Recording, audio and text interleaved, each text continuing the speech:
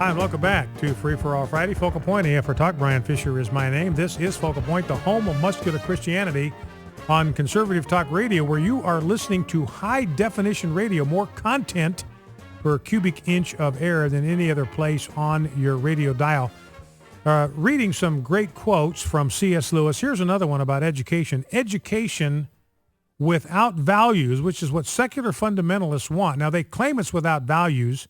It's values-free education, but it's not. It's their values that are being inserted and imposed in the education system. And by the way, states are fleeing Common Core in droves. Louisiana getting out of Common Core. Just read that this morning. Louisiana is. Indiana is also doing it. Florida's doing it. Massachusetts is ditching Common Core. So that whole thing is falling apart. But secular fundamentalists claim that they are teaching a values-free education, but they're not. They're imposing their values. I mean, just the fact that you say there are no transcendent values, that's a value. You're saying that that's a transcendent value. You're saying that's a transcendent truth. It is absolutely true that there are no absolute truths, no absolute standards of right and wrong. That's a value. Now, you're trying to pretend it's not. You're trying to pretend that's a values-free approach to education, but it's not. You have just indoctrinated, brainwashed your charges with a very powerful value, which is an outright bald-faced lie. And that's why C.S. Lewis says education without values, as useful as it is, seems rather to make man a more clever devil. So education with values will direct men to imitate God, but education without values will simply make men more clever devils. Then one other comment, this goes back to what John was saying, our last caller, about what goes on in the corridors of power in our nation's capital. The greatest evil is not now done in those sordid dens of crime that Dickens loved to paint. It is not done even in concentration camps and labor camps.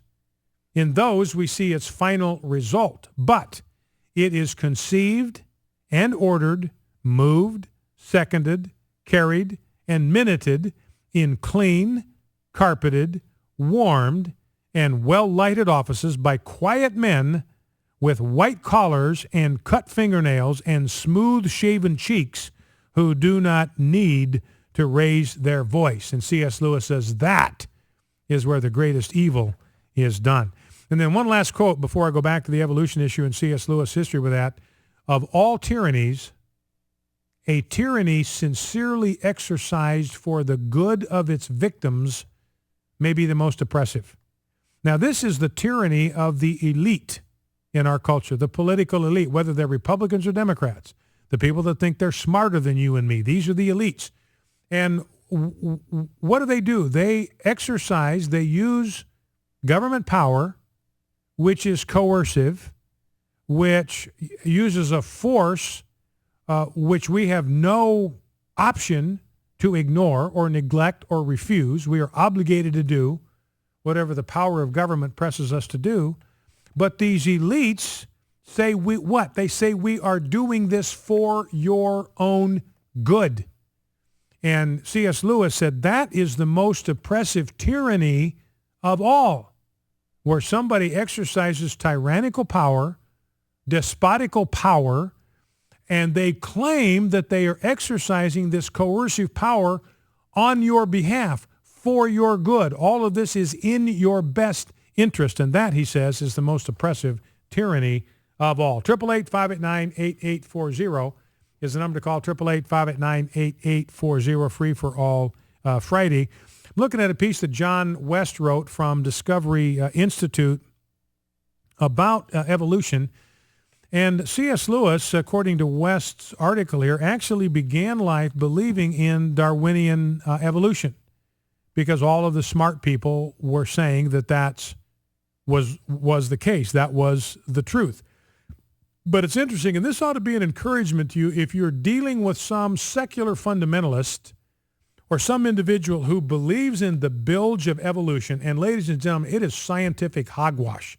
It is scientific bilge. It is morally, scientifically, biologically, genetically bankrupt as an explanation for anything. So don't ever lose that conviction. Evolution, Darwinian evolution, is utterly, totally, abysmally, absolutely bankrupt. Morally, intellectually, scientifically, biologically, genetically. It's bankrupt. But a lot of really smart people believe it, or at least they claim to believe it. And what brought C.S. Lewis out of his belief or his growing awareness of intelligent design was his 16-year correspondence with a man by the name of Bernard Ackworth. Now, Bernard Ackworth was a leader in Britain's evolution protest movement. So starting in the mid-1940s, Ackworth began sending Lewis books and essays that were critical of Darwin's theory. And because of Lewis's relationship with Ackworth and his respect for him, he read the books that he sent to him.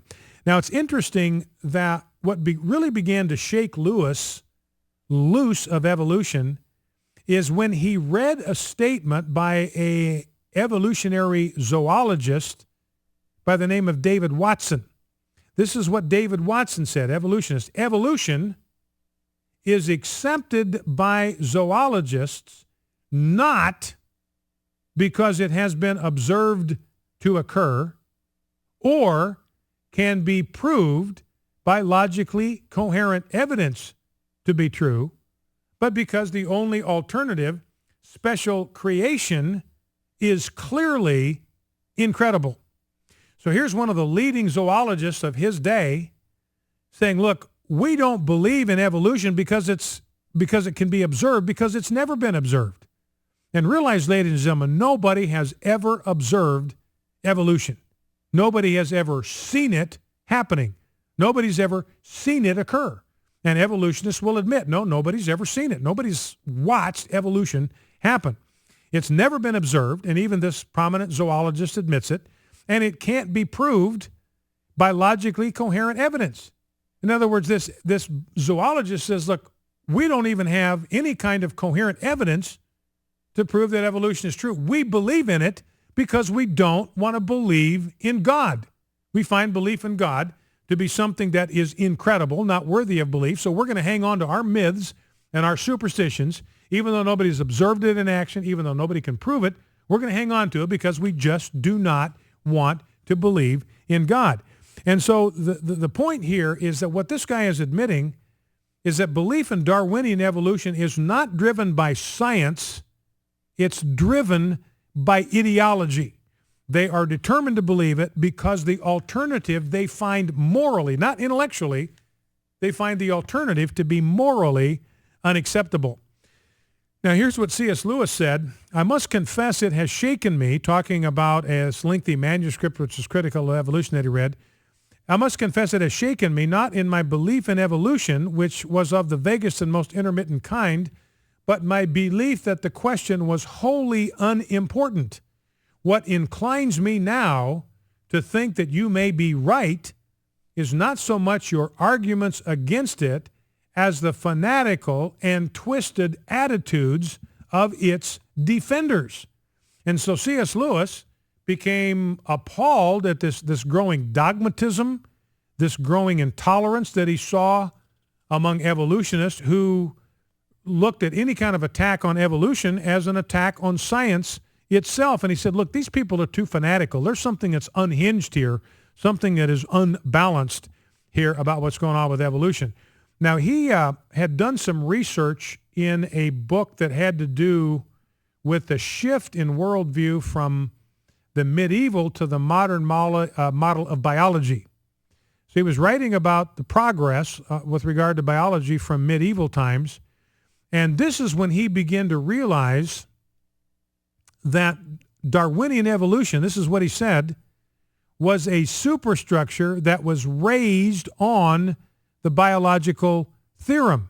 This view has been sufficiently disproved. In other words, he says the meme out there is we take what we know to be true about biology and voila, we see that evolution is true. So we build this evolutionary structure on top of biological theorem. But he says that's not what happened here.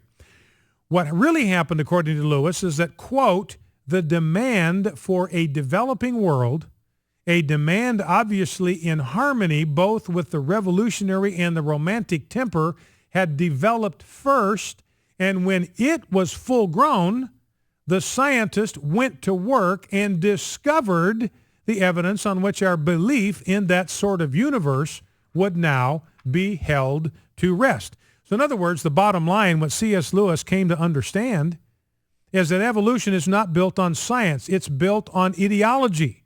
It's built on this stubborn refusal to believe in the evidence and this stubborn refusal even to admit the possibility that God may exist and may be the designer. All right, let's go to the phones. Let's go to Michael, Austin, Texas. Michael, Austin, Texas, welcome to Focal Point with Brian Fisher. What's on your mind? Well, it's always an honor to talk to the Silver Fox. And before I forget, happy Thanksgiving to you. Well, thank you, and happy Thanksgiving to you. Thank you. Now, the reason I call real quick is, I've been talking about this for a while, talking about the gal that's on welfare and social services and all that kind of stuff. Yeah. You've got all these people, you think, well, what's the cure? The cure's going to be when Sugar Daddy Obama runs out of money, and all of a sudden all those people waiting on those checks, and they quit coming, and the food quits happening. Yeah. Then those are going to be the ones that's going to be hurt the hardest. All right, Michael, we're losing your signal. We got a bad connection there, but Michael basically is saying, look, the telling moment is going to be when, Santa Claus, the central government, right now symbolized by Barack Obama, doesn't have any more goodies to hand out. Now, the reality is we're probably not going to get to that point because the federal government will continue to print money because they know that it's going to be barbarians at the gate. If they ever stop handing out the lollipops, it's going to be barbarians at the gates with pitchforks, and they'll be coming after them. They'll be coming after the people that they're used to getting these checks from. So they're not going to let that happen. So Ben Bernanke will be down there in the basement just printing out oodles and oodles of this monopoly money, which is going to lessen the value of the money that you have in your wallet right now. That's what's happening. Inflation is continuing to mount, but the value of the dollar in your wallet is going down. So that's another form of tax. And you're not getting any interest on your deposits, are you? Savings accounts, money market accounts, zilch, nothing. Why? Because Ben Bernanke's down in the basement printing out this monopoly money to try to keep interest in check so that the interest on the federal debt doesn't balloon to $1 trillion a year. Focal Point AF4 Talk. We'll be back with more of your calls. Stay with us, 888-589-8840.